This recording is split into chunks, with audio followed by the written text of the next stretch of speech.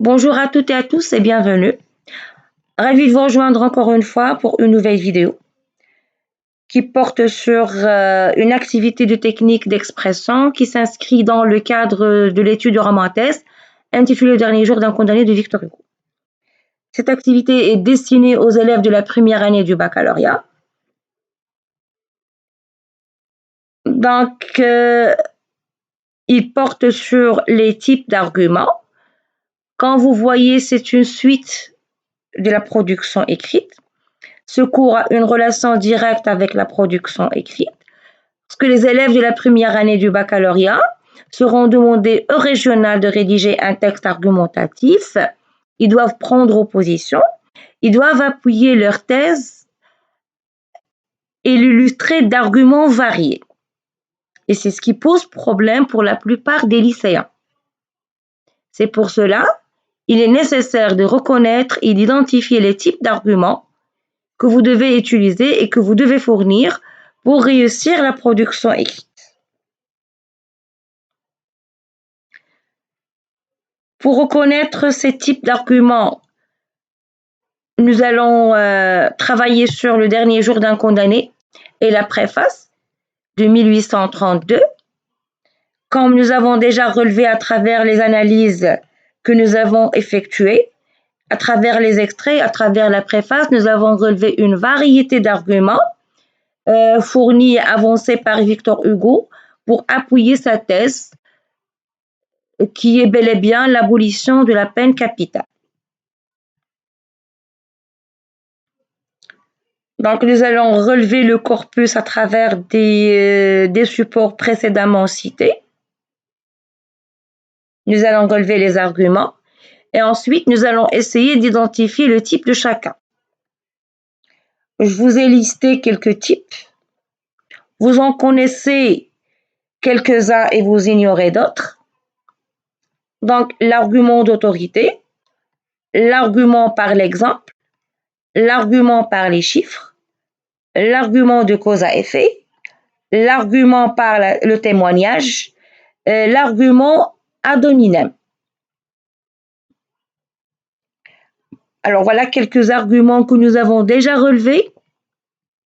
Nous essayons d'associer chaque argument à un type adéquat, ou bien au type qui lui correspond.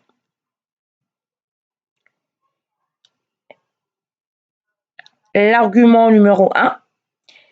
S'il ne s'agissait que de cela, la prison à perpétuité serait suffisante.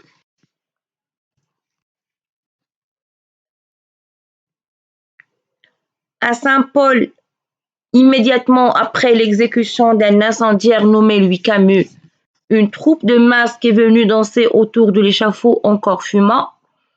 Faites donc l'exemple, le mardi gras vous rit au nez. Aux États-Unis, malgré l'application de la peine de mort, le nombre des condamnés ne cesse d'augmenter. En 2001, on a exécuté 680 personnes. Il y en a actuellement 3700 en attente. Se venger est de l'individu, punir est de Dieu. Où l'homme que vous frappez est sans famille, vous frappez un innocent, gauche et aveugle pénalité. J'ai fait mon temps et je me suis mise à tuer pour vivre, comme disait le Frioche. Alors, je fais le tour et je vous laisse réfléchir.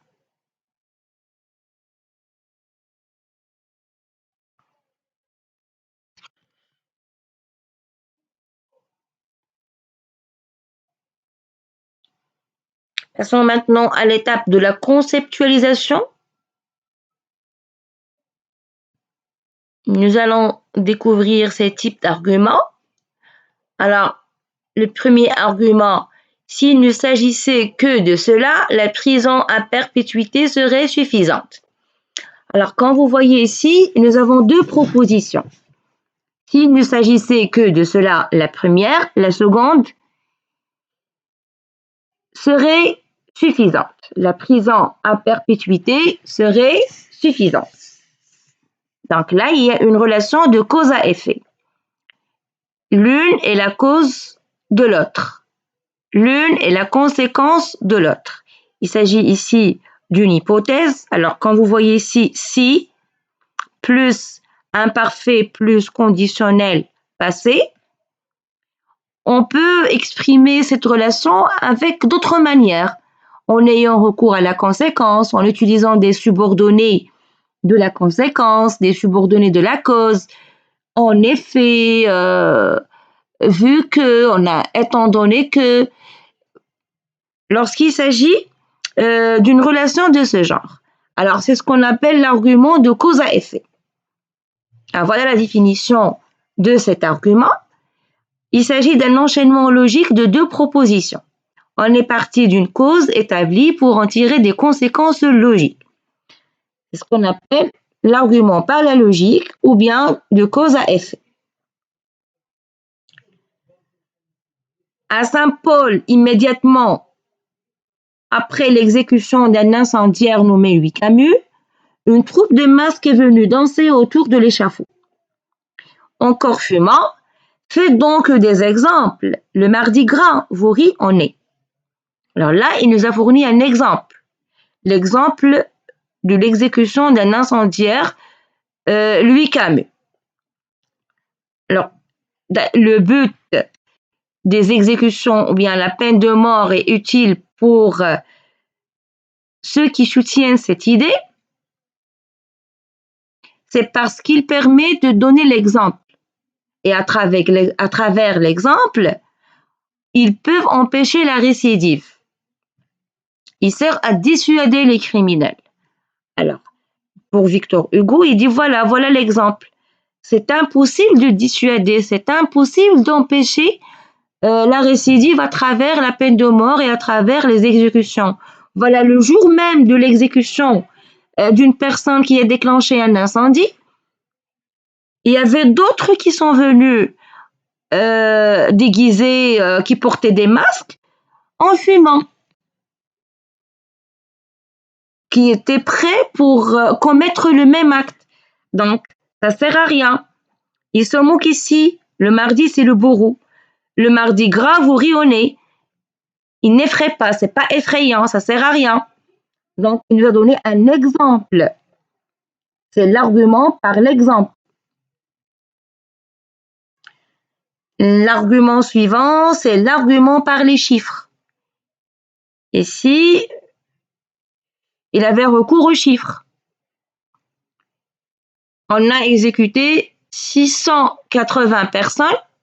Il y en a actuellement 3700 en attente. Alors là, c'est pour appuyer la thèse ou bien l'augmentation des taux de criminalité.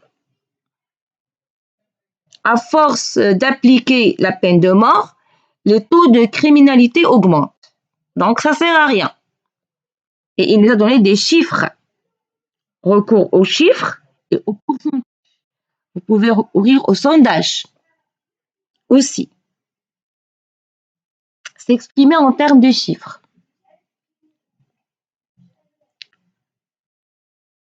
L'argument suivant, se venger est de l'individu, punir est de Dieu.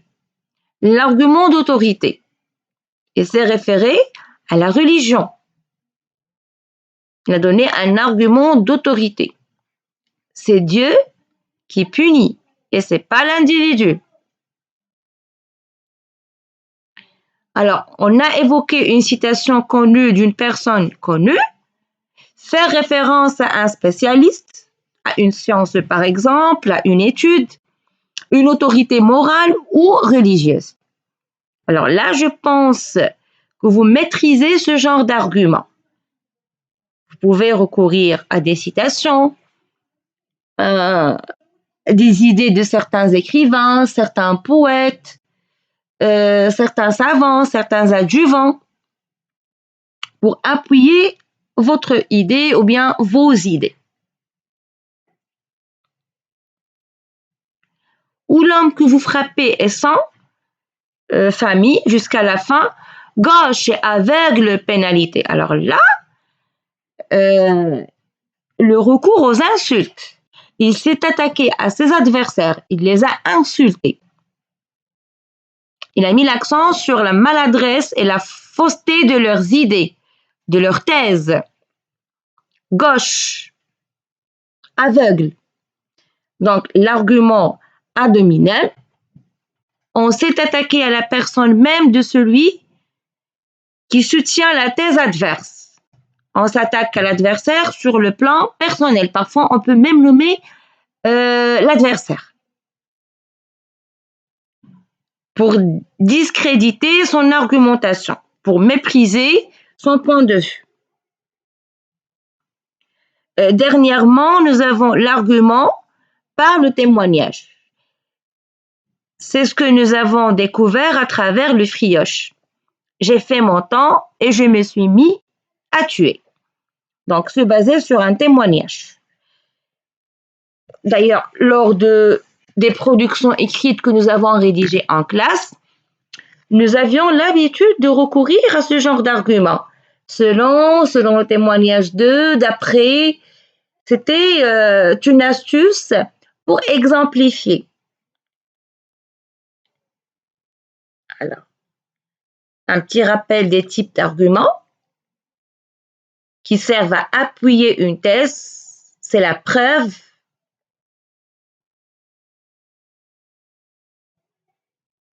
Alors, nous distinguons les types d'arguments suivants. L'argument de cause à effet, l'argument par l'exemple, l'argument par les chiffres, l'argument d'autorité et l'argument ad hominem. L'argument par le témoignage. Passons maintenant à l'appropriation. Un exercice pour vérifier l'assimilation des types d'arguments.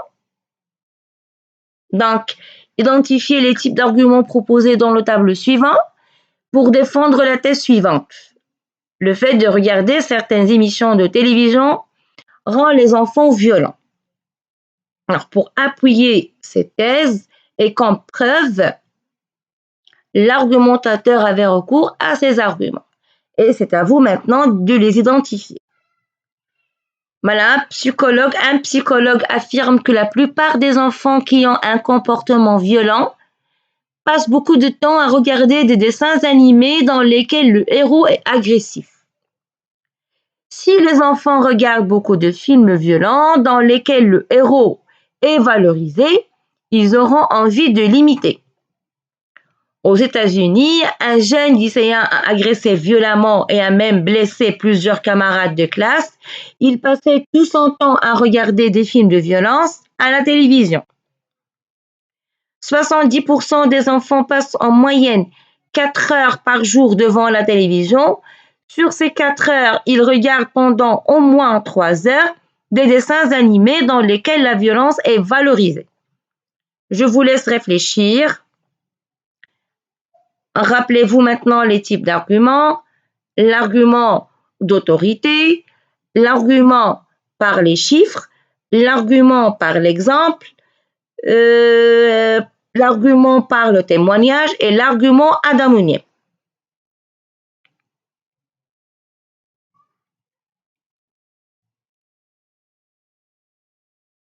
Voilà la correction. Le premier argument est un argument d'autorité.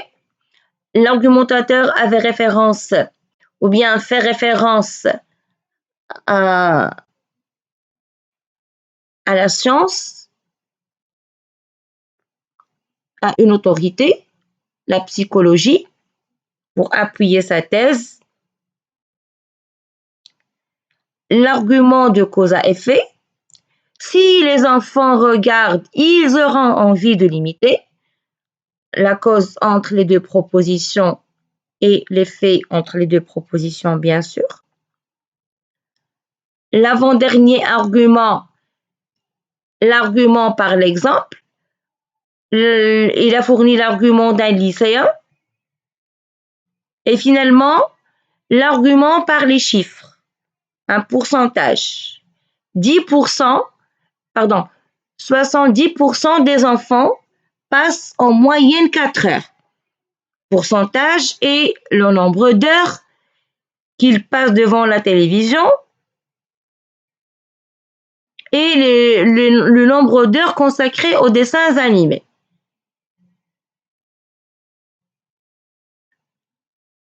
Merci pour votre attention. La séance est terminée.